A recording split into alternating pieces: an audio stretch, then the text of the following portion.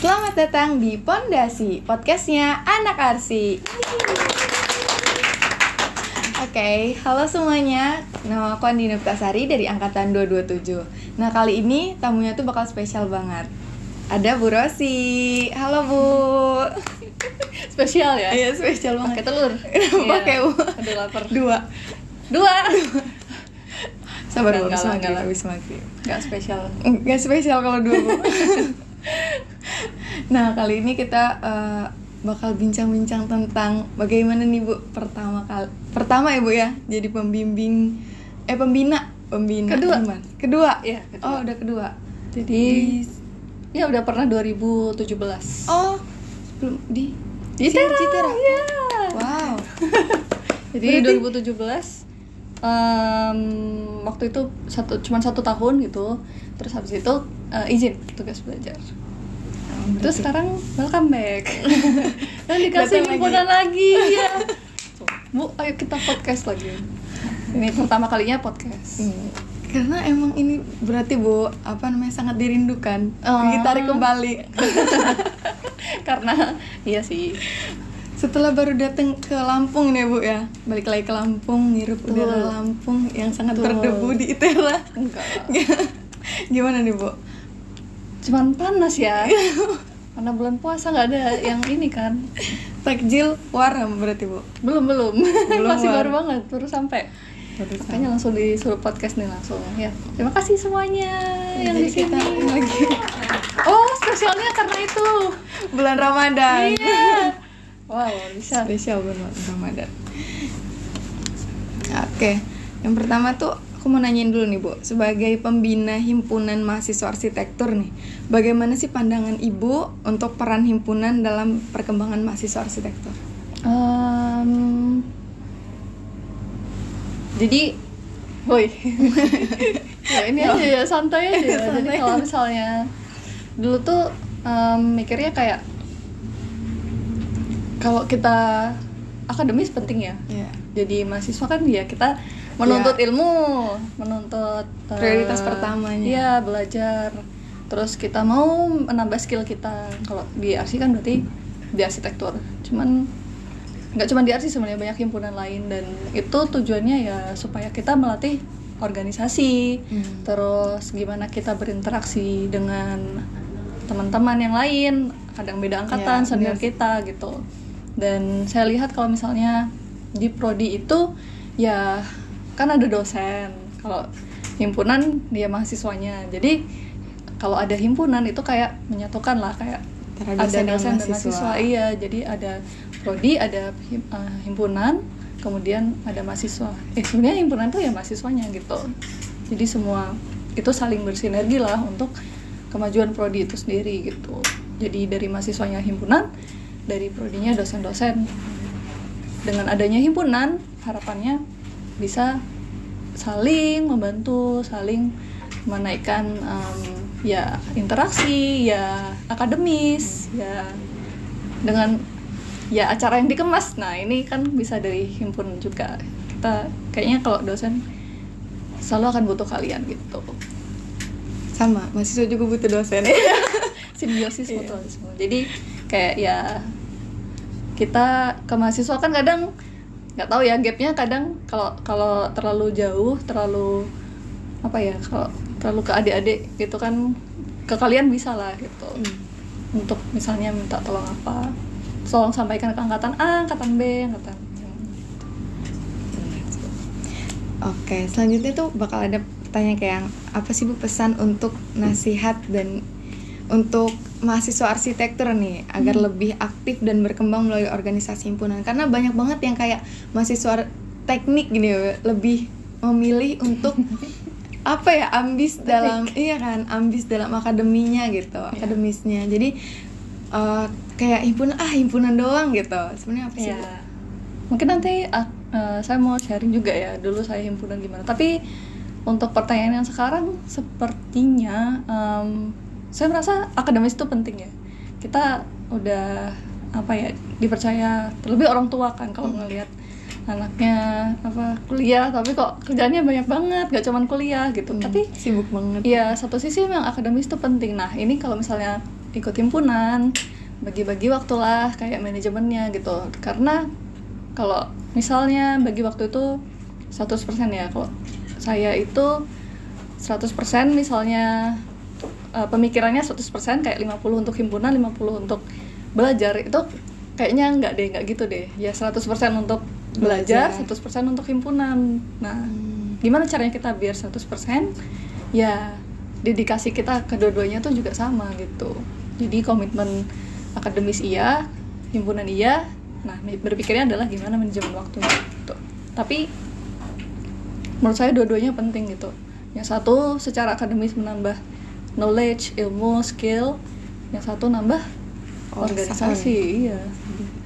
Jadi nambah relasi juga kan sebenarnya. Iya, nggak gampang loh itu.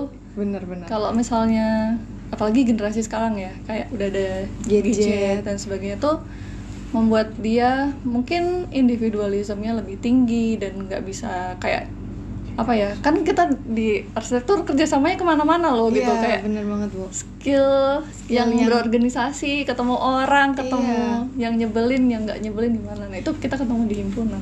Benar sih Bu, karena kayak beberapa kali kayak ketemu arsiteknya gitu kan, terus mereka bilang kayak kalian harus sering-sering banyak berinteraksi, karena kita tuh setelah nanti ketemu klien, terus nanti kliennya bakal banyak interaksi yang di luar apa terlalu expert gitu kan. Iya, makanya dan itu penting. Wah, ya, ternyata emang sepenting itu. Dan dosen kalau ngajar nggak mungkin ngajarin cara berkomunikasi. Iya, benar. Dan gitu ya, itu dengan sendirinya sih, kayak etika dan sebagainya kayaknya bisa dengan kehidupan sehari-hari yang mungkin ketemunya sama teman-teman, dan itu menginfluence dia sampai lulus lah. Kalau sama teman-teman kuliah, kalau SMA ya dia terbentuknya dengan teman-teman yang ada di sekitarnya gitu.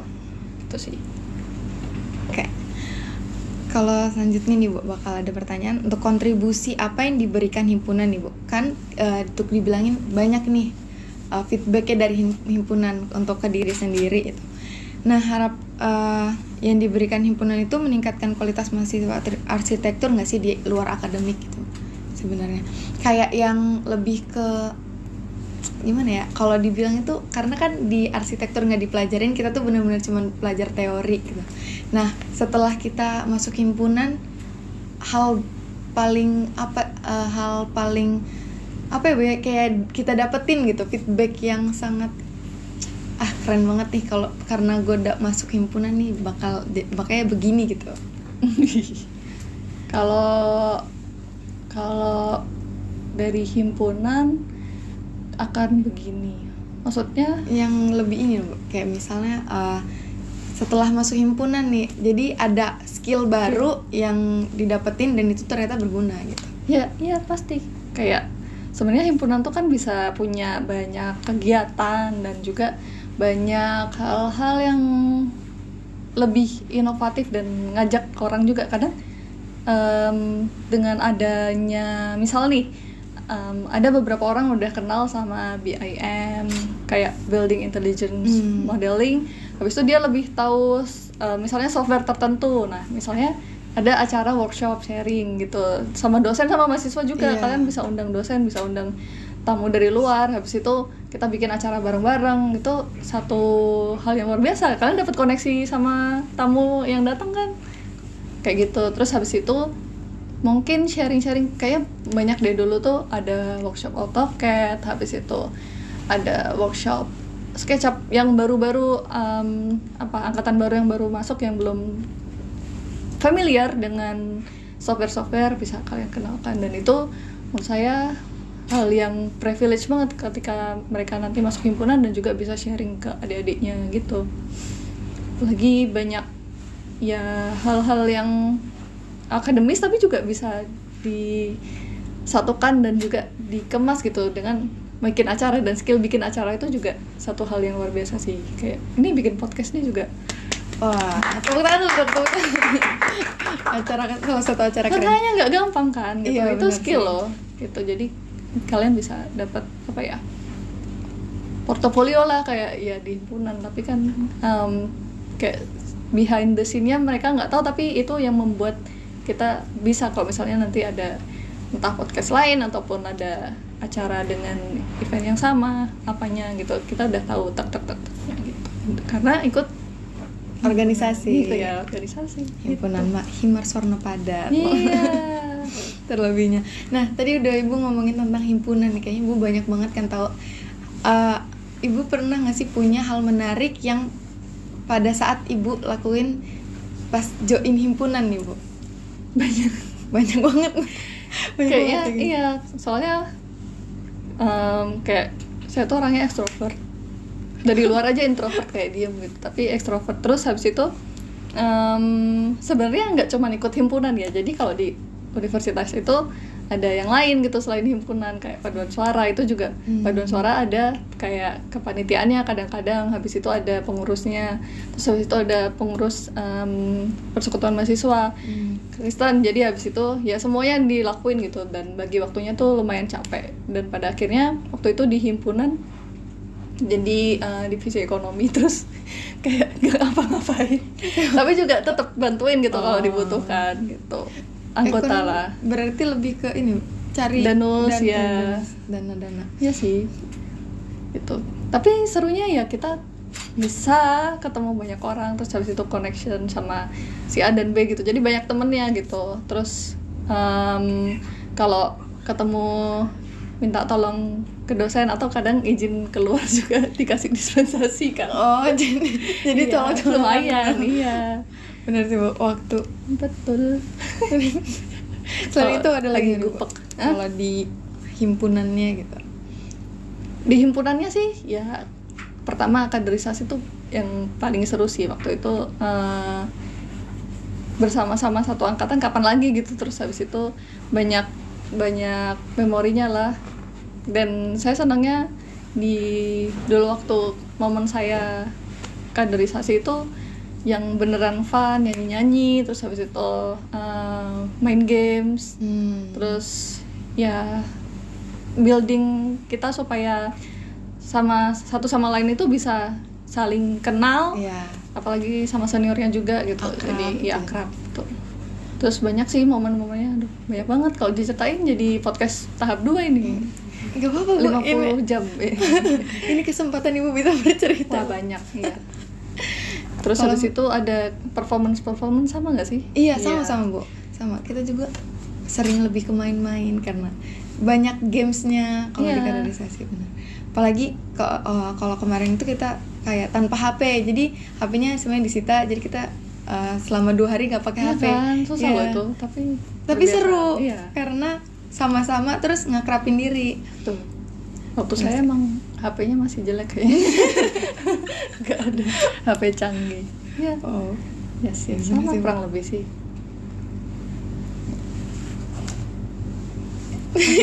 selanjutnya bakal ada lagi kapan nih hal menarik, apalagi yang Ibu bisa sharing ke kita semua tentang di himpunan atau di UKM berarti, unit mahasiswa.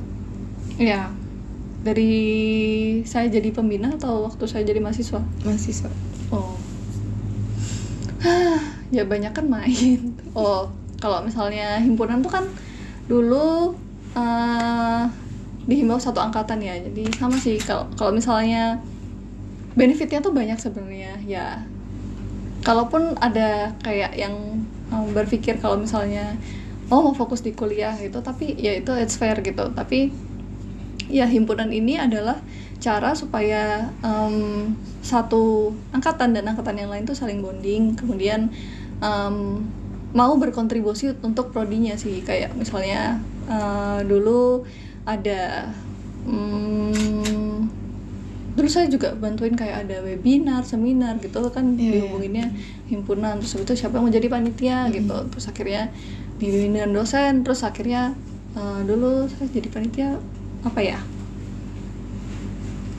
dokumentasi gitu.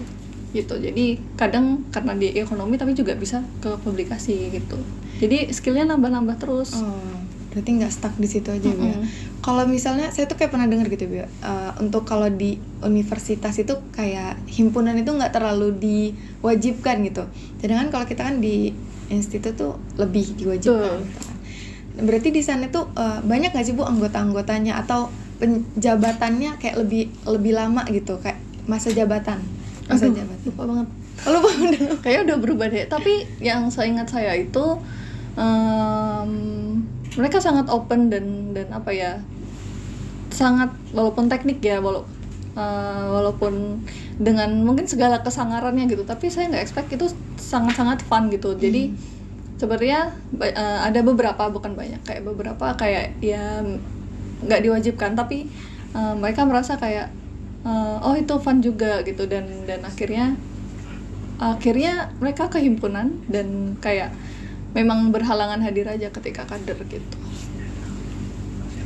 Banyak banget ya Bu ya pengalaman Ibu selama menjadi mahasiswa yang sangat aktif. Iya.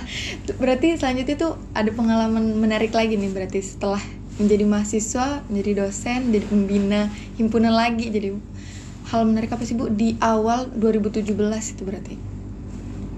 Awal jadi pembina 2017. Awalnya kan Ibu menjadi di 2017. Iya. Jadi pembina itu waktu 2017 sangat-sangat newbie.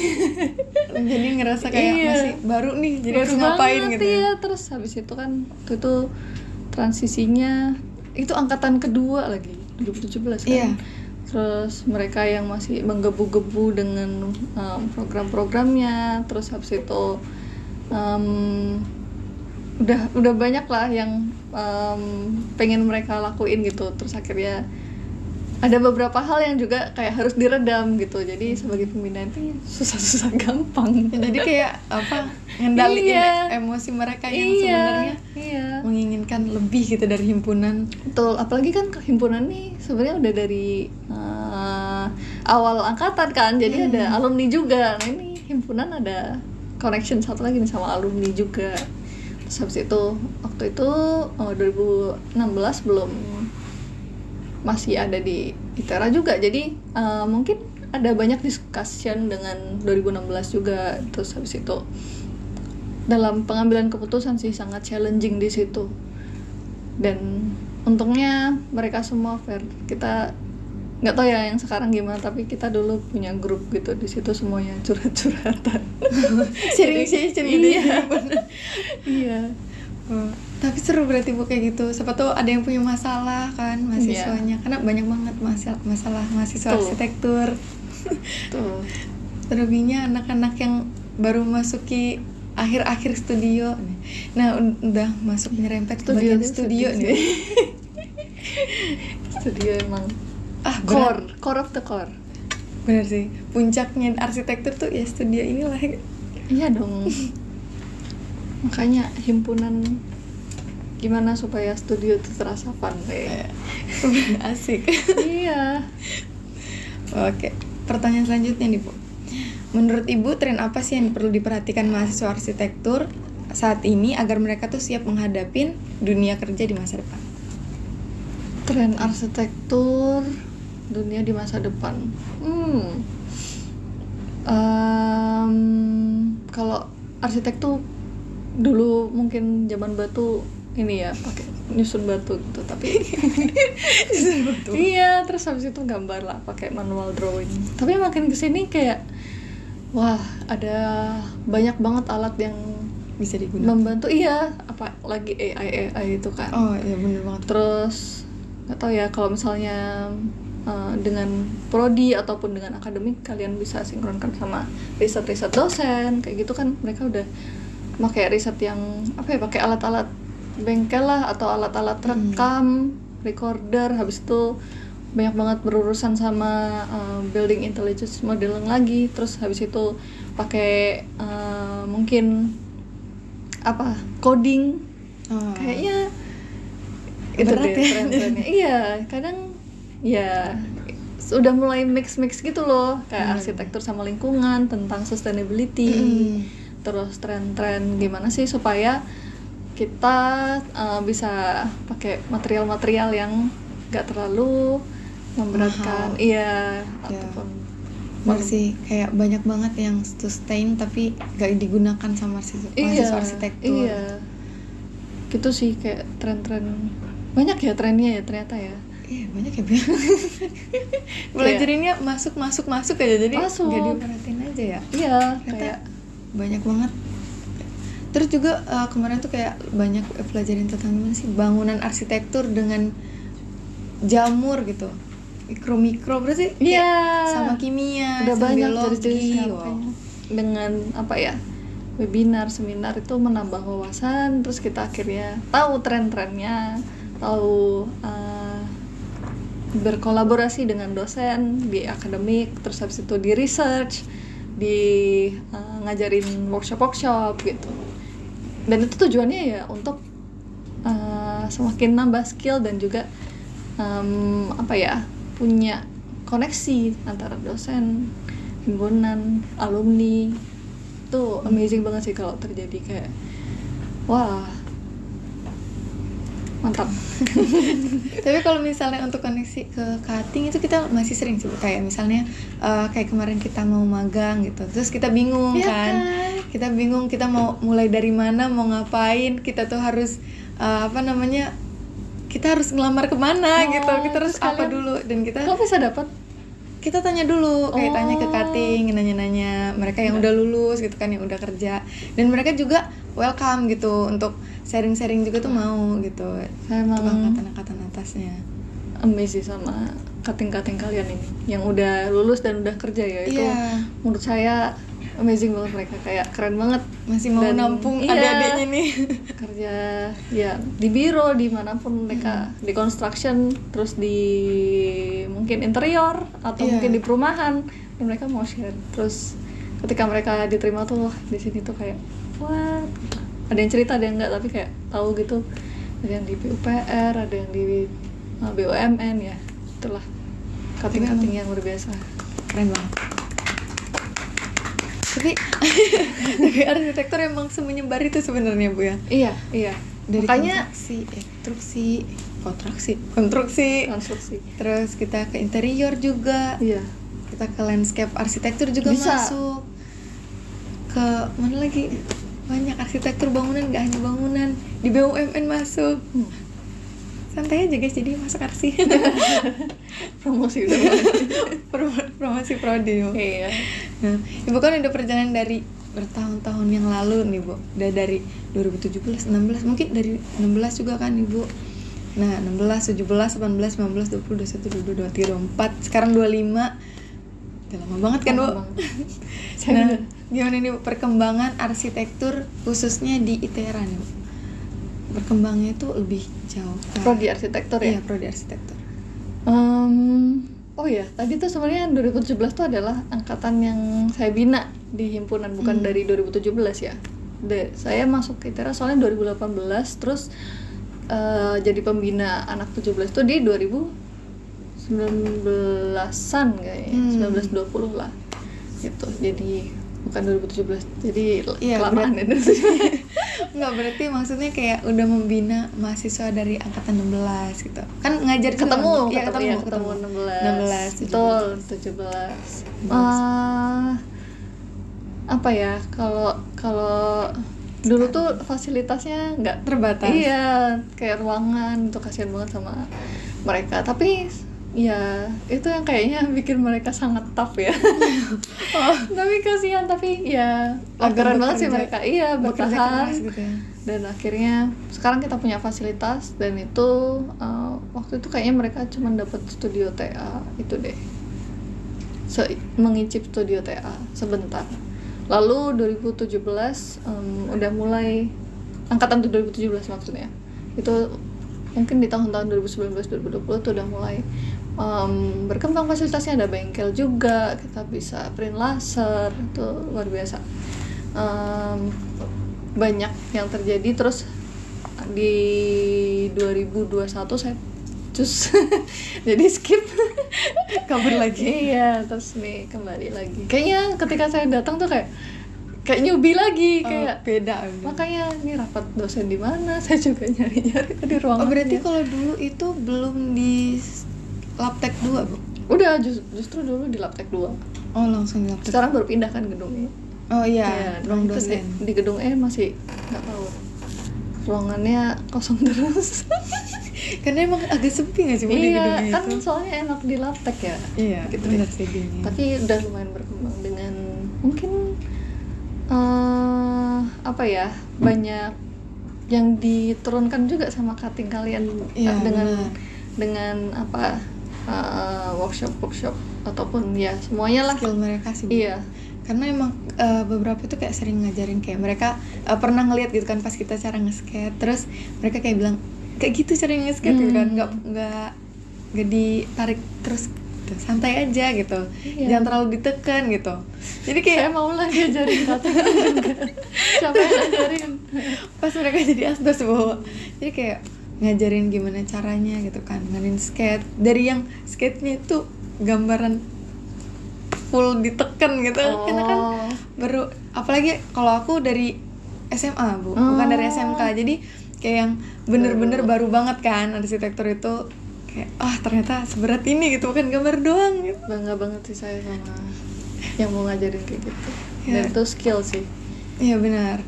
Lagi cara kayak mereka ngewarnain gitu kan, kayak painting pas bagian dari cat air gitu. Nah itu ternyata nggak tahu gitu kalau misalnya cat air itu sesusah itu sebenarnya, nggak semudah ini kan akrilik, Bu. Kalau akrilik tuh kita lebih gampang gitu ngeblendnya. Podcast akrilik lagi. Podcast melukis sama cutting. Jadi ya sih, saya juga mau, saya juga belum ada skillnya itu. Ya, makanya kayak seru sih, Bu. Ya. Nah, selanjutnya udah ngomongin studio, berarti kita bakal ngomongin tentang tekanan di studio arsitektur. Nah, gimana sih, Bu? Sebenarnya kan mahasiswa arsitektur ini semuanya tertekan dengan studio ya, Bu. Walaupun itu pokoknya dari arsitektur. Nah, saya sendiri juga nih kadang tuh kayak ngerasa struggle gitu. Jadi kayak yang kok berat banget ya gitu. Kayak nggak selesai-selesai. Terus manajemen waktunya perasaan udah dibagi tetap aja keteteran gitu. Malam di mana mau pengumpulan tetap begadang, padahal udah dibagi dari hari-hari sebelumnya gitu. Sebenarnya gimana sih, Bu, cara kita bukan manajemen waktunya aja, tapi cara kita berpikir kalau misalnya nggak kok ini nih sebenarnya nggak berat kalau misalnya dikerjain gitu. Kerjainnya tuh gitu. Kerjain aja. Itu jawabannya salah seperti itu. Kerjain aja. Iya, kayak setiap cutting udah santai aja, kerjain aja gitu. Setuju. Gimana ya? Struggle studio. Nikmatin aja nggak sih? Kayak, iya, kayak tes tom lepas. Terus dulu saya juga ngerasa kayak, aduh berat banget studio ini, nungguin dosen pembimbing kayak duduk di depan, terus habis itu bapaknya tiba-tiba makan dulu lah atau kemana dulu gitu, terus kayak ganti minggu depan. Iya bener. Saya mau keluar kota, waduh, terus aku kayak enggak. Dan dulu belum ada WhatsApp dulu, kayak masih janjian, ada WhatsApp nggak sih? Kayaknya nggak deh, SMS. Ya menurut saya zaman apa itu ya? Tahun berapa? Makanya kayak BBM mungkin, Bu. enggak. Line. WA apa ya? Aduh, udah lupa. 2011. Ya itulah 2011. pokoknya. Udah nggak sih, Bu? Udah ya? Udah line. Lupa Kayaknya. banget. Lupa banget. Ya pokoknya janjian tuh udah ada, bisa janjian tapi kayak nggak yang tukar-tukaran file di WhatsApp kayak sekarang kan. Kalau online itu kelasnya, tapi sekarang udah nggak ada online kayaknya. Itu susah banget ngecek gambar di online, di WhatsApp apalagi harus dibuka di laptop dan sebagainya. Cuman ya mau nggak mau dijalanin nggak sih gitu. Dan kalian fair kok buat nanya ke dosen dan untuk minta bantuan dia untuk ngajarin dan sebagainya gitu. Kalau nggak ngerti tanya. Kalau misalnya nggak bisa didapat di dosen, mungkin karena keterbatasan waktu, mungkin ke himpunan. Jadi itu Lari-lari ke iya, himpunan. itu adalah source of energy tapi juga source of skill sih. Kalau misalnya ada orang yang lebih punya skill gitu, kalian sebenarnya Belajar banget. privilege-nya dari situ. Iya Bener itu sih. Ya karena kayak kita juga sering nanya-nanya kan, nggak bisa kayak misalnya plot ini gitu kan pas Benar. SketchUp, Benar. pusing banget. Untuk hal kayak gitu sih. Tapi studio itu kan kalau misalnya knowledge dari pengajar mungkin seperti program ruang kayak gitu. Jadi dulu saya nggak tahu nih, pernah cerita di kelas kayaknya, saya dapat A di studio cuman karena program ruangnya yang rapi. Jadi kayak wah sepenting itu gitu sih progresnya. Jadi jangan berkecil hati, mungkin suatu saat dia akan ngelihat si effortnya gitu sih. Tapi kalau udah menyerah di awal kayaknya akan apa ya, jadi nggak joy gitu ngerjainnya. Ya, coba. Tapi karena kayak kadang malam sampai ada yang sakit tumbang gitu kan, tipes Iya. ya, wah parah banget Saya sih. denger tuh ada yang sampai sakit tipes karena ngerjain sampai malam gitu. Aduh, sedih banget sih. Jadi apa ya? Kok gitu. Tapi karena begadang ya kali ya, kayak deadline-nya tuh loh Iya gak sih, bisa. benar. Karena kadang kayak kalau dari sudut mahasiswa, karena kayak Cerita.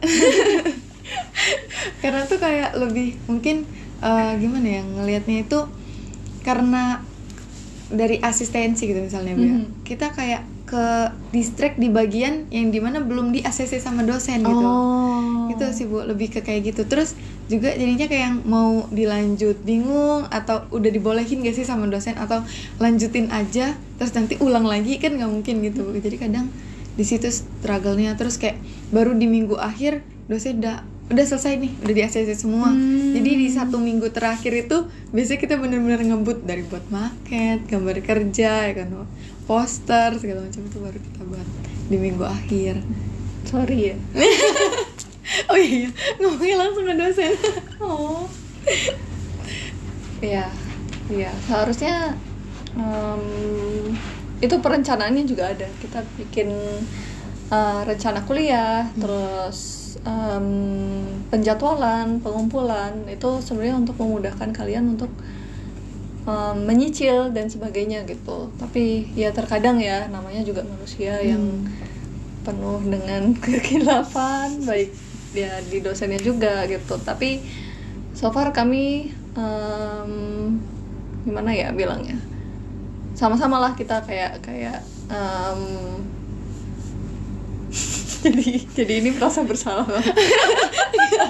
Kayaknya sharing aja Bu sebagai mahasiswa. Iya, soalnya saya juga waktu dulu jadi mahasiswa tuh gak tau ya, mungkin karena orang beda-beda dan ada yang santuy banget gitu, ya udah gitu. Tapi ada yang kayak kebawa emosi dan kebawa ini kan. Nah, itu beda-beda. Saya paham betul ada banyak banget individu yang unik, yang handle-nya tuh beda gitu. Jadi sebenarnya struggle juga sih, karena mahasiswanya nggak cuma satu gitu. Iya, 2 kelompok, satu kelompoknya ada berapa? 8, 10, 12 ya. Terus habis itu beda-beda orangnya gitu. Dan waktunya sangat terbatas untuk mengasistensi satu-satu. Itu sih. Mungkin rasionya kali ya harus dibenerin, dan akhirnya itu semua berdampak juga ke deadline. Kalau misalnya kalau menurut saya ini bilang apa, menunggu gitu. Iya. Kayaknya buat aja deh gitu, lanjut aja. Selesain aja gitu. Iya. Kalaupun itu disuruh ngulang, ya udah ngulang aja. Tapi kan udah punya apa ya, udah mencoba lanjut sih. Bener-bener. Walaupun effortnya jadi 2 kali lebih banyak, tapi ya let's say nanti di dunia kerja mungkin akan ada hal yang sama gitu.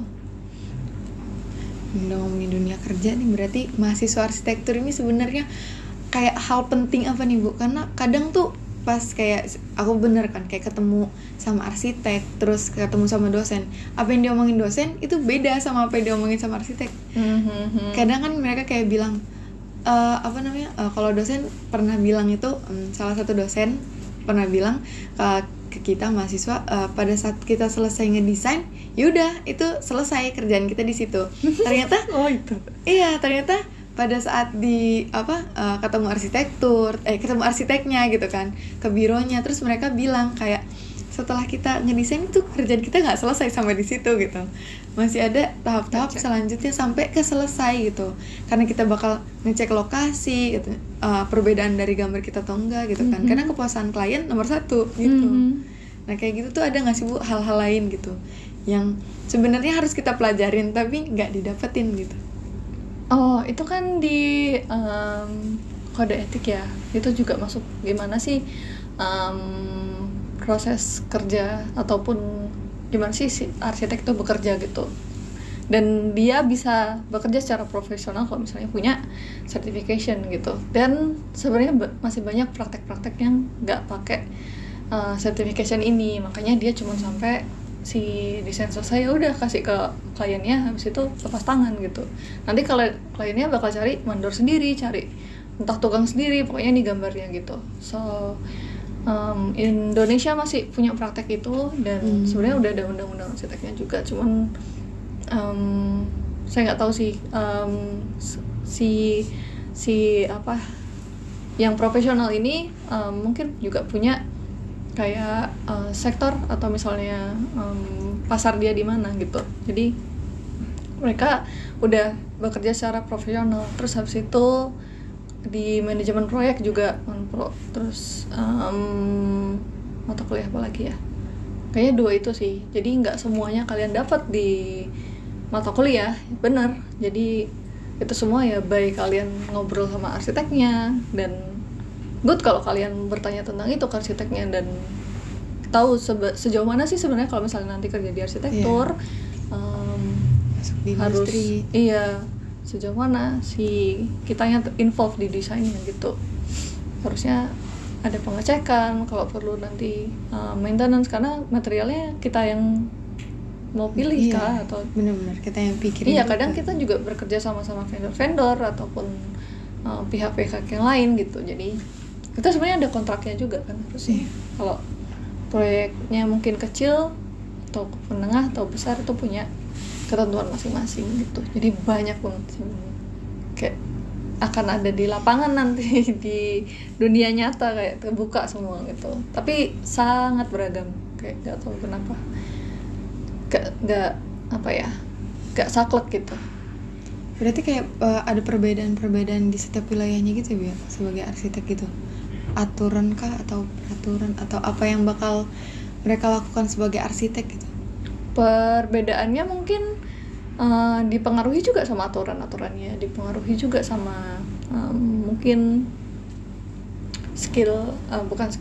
qualification projectnya dia, terus habis itu mungkin stylenya kan beda-beda, terus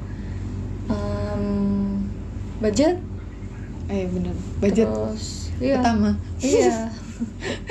Kayak itu buat perbedaan mau sampai mana, dan di supervise yang seketat apa gitu. Manajemen construction ya. Kalau misalnya nih Bea, aku tuh agak sedikit kepo gitu tentang si konsultan gitu. Nah sebenarnya konsultan itu kan kayak yang kita tahu tuh konsultan gitu. Maksudnya hal apa dari kita jadi arsitektur, hal apa sih yang harus dipelajari sebenarnya sebelum mau jadi konsultan misalnya gitu sih? Oh ini kalian harus ngundang konsultan ya? Nggak, jadi berarti pulang dulu deh. Siapa tahu itu kayak ada ya pengetahuan penting gitu. Iya, saya juga lagi lihat-lihat sih kayak karena emang dari lulus itu langsung S2 aja gitu, terus akhirnya S2 daftar dosen gitu. Karena saya berpikir kalau langsung terjun di kantor tuh kayak misalnya ngedraft, terus habis itu capek banget.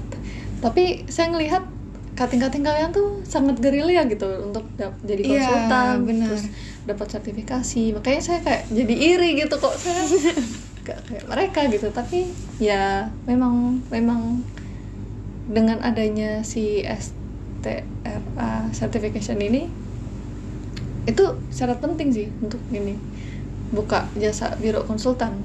Tapi nggak gampang dapat itu. Bener nggak gampang kayaknya. Jadi itu sih yang harus diperjuangkan. Dan untuk selebihnya tentang konsultan kayaknya saya nggak tahu banyak. Yang saya tahu adalah yang pasti secara profesional dia punya certification ketika dia buka jasa arsitek dan jasa untuk supervise ataupun ngedesain project gitu. Dia bisa dipercaya untuk membuat bangunan itu safe, terus ya nyaman, tuh, estetik juga. Estetik nomor 1. Iya, estetika. Ngomongin tentang arsitektur, ada merchandise arsitektur nih yang kita mau perkenalin sebenarnya dari tadi, cuman lupa ya.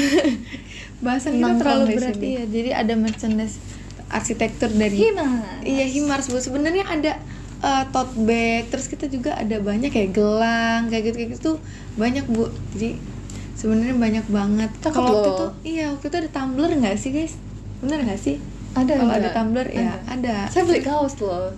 Kaos arsitektur Iya, Bu. tapi belum diambil.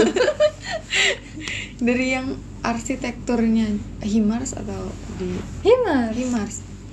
Emang ada yang dari nggak Himars? Enggak, maksudnya ada yang kan ada yang ini Bu, Insom, ada yang Himars. Jadi kita ada kayak gitu. Ada Oke. Insomnia, ada Himars.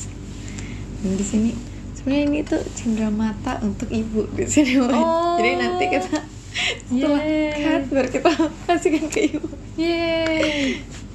Nah, dari kayak aku banyak sih Bu, karena kayak kita sebagai mahasiswa arsitektur kayak banyak banget yang ternyata himpunan tuh berpengaruh itu gitu sebenarnya, kayak dari cara kita harus kolaborasi sama orang lain, interaksi, terus public speaking sebenarnya Bu ya, karena banyak banget kayak mahasiswa arsitektur itu yang gak bisa gitu public speakingnya, pas presentasi pun gemeter gitu. Karena beberapa temen aku juga ada yang seperti itu gitu.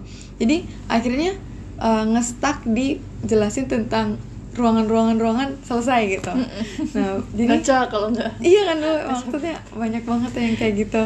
Jadi sebenarnya mahasiswa arsitektur tuh harus lebih sering interaksi guys, lebih sering public speaking ke publik yang halayaknya tuh ramai. Dan sebenarnya tuh pada saat kita masuk kayak organisasi, kayak aku masuk organisasi gitu Bu, pada saat rapat itu ngebangun kita untuk bicara sama orang banyak gitu kan. Iya. Banget sih. Nah kalau dari aku itu aja. Gimana nih guys? Terima kasih. Kata gimana ya?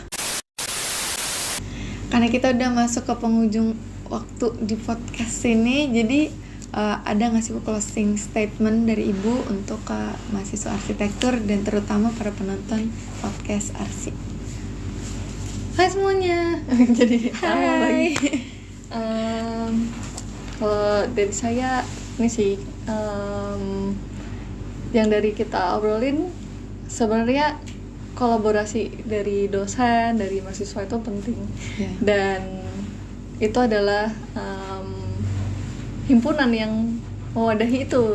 Ada interaksi yang tadi Andini bilang dari dosen, dari mahasiswa, dan juga kita secara akademik tuh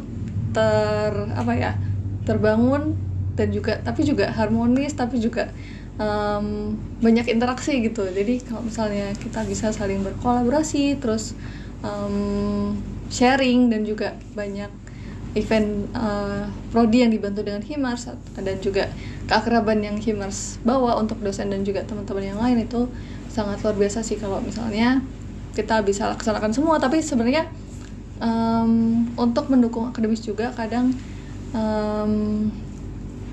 kita butuh inovasi dalam semuanya. Nah itu mungkin dengan berjalannya waktu dan semakin bertumbuh generasi-generasi yang berbeda-beda dan unik-unik, kita boleh saling pengertian dan juga mungkin mengenal gimana sih mereka dealing with something. Dan untuk sampai di tahap ini aja kalian keren banget, himpunan udah bisa ada podcast ini. Terus habis itu semoga kedepannya bisa sharing lebih banyak lagi, mungkin dengan alumni atau dengan siapapun sih. Jadi saya mau terima kasih juga udah diundang ke sini. Ya, makasih banyak Ibu. Thanks for having me. Jadi semangat terus buat himpunan tapi juga buat prodi.